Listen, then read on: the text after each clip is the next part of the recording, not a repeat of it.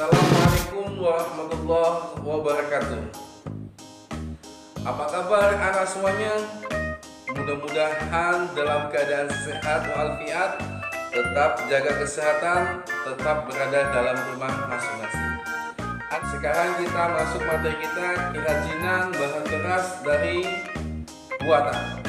Anak semuanya silakan kita cek terlebih dahulu materi kita. Baik anak semuanya, kita melanjutkan materi kita mengenai kerajinan bahan keras buatan. Anak semuanya, pada materi kerajinan bahan keras buatan ini terlebih dahulu kita mengetahui pengertian dari kerajinan bahan keras buatan. Apa sih yang dikatakan kerajinan bahan keras buatan? Ya, kerajinan bahan keras buatan ini adalah kerajinan yang terbentuk dari kerajinan yang dimana bahannya akan terbentuk dari berbagai macam bentuk bahan dan sudah dilakukan pengolahan kembali. Sekali lagi semuanya, kerajinan bahan keras ini adalah kerajinan yang terbentuk dari kerajinan yang dimana bahannya akan terbentuk dari berbagai macam bentuk bahan dan sudah dilakukan pengolahan kembali.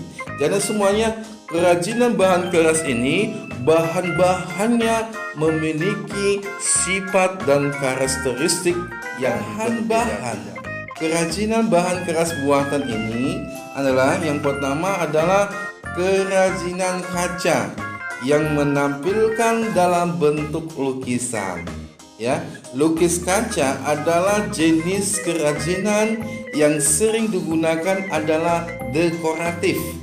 Karena lukisan dibuat dengan banyak elemen hiasan pada setiap ornamen yang digunakan. Jadi semuanya bahan keras buatan yang pertama adalah kerajinan kaca. Kemudian anak semuanya, dalam pembuatan lukis kaca ada bahan-bahannya. Yang pertama adalah kaca. Kemudian pengecer cat atau yang dikenal dengan thinner. Kemudian ada cat sebagai bahan dalam pembuatan. Semuanya tentu ada proses pembuatan lukis kaca. Bagaimana proses pembuatan lukis kaca? Yang pertama itu anak semuanya harus membuat gambar dulu sebagai pola. Kemudian setelah dibuat gambarnya, kemudian menebalkan gambar dengan spidol. Kemudian setelah itu gambar tersebut ditaruh di bawah kaca dan ditebalkan dengan pena.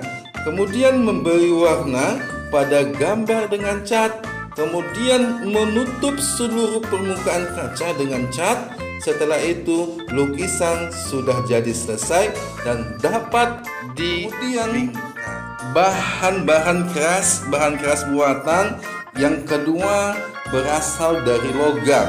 Kerajinan logam yang bahan logam banyak dibuat sebagai perhiasan atau aksesoris, berkembang pula sebagai benda hias dan fungsional lainnya seperti gelas, teko, nampan, wadah serbaguna, bahkan sampai piala sebagai simbol kerajaan. Kemudian anak semuanya, bahan-bahan dalam pembuatan kerajinan logam adalah seperti besi, kemudian aluminium, kemudian perunggu, kemudian perak, kemudian emas, dan timah, biasanya berupa lembaran ataupun alat pembuatan kerajinan logam. Seperti harus kita persiapkan dulu gunting kaleng, kemudian cetakan, kemudian kuas. Kemudian apa produk-produk dari kerajinan logam ini? Produk yang biasanya sebagai aksesoris, hiasan interior, perabotan rumah tangga, dan sebagainya. Ini adalah contoh-contoh produk-produk dari kerajinan logam, ya, piala, kemudian sepeda, kemudian patung dari besi atau dari timah, kemudian teko, cangkir, kemudian pas bunga, kemudian untuk jilbab, hiasan untuk jilbab. Inilah contoh-contoh produk kerajinan dari logam. Selanjutnya, setelah hasil dari bahan keras berupa kaca, kemudian dari logam, kerajinan tersebut tentu kita kemas, ya. Kemasan, ya, produk kerajinan bahan keras. Apa yang dimaksud dengan kemasan? Berarti bagian terluar yang membungkus suatu produk dengan tujuan untuk melindungi produk dari cuaca ataupun guncangan ataupun benturan-benturan terhadap benda lainnya. Inilah pengertian daripada kemasan.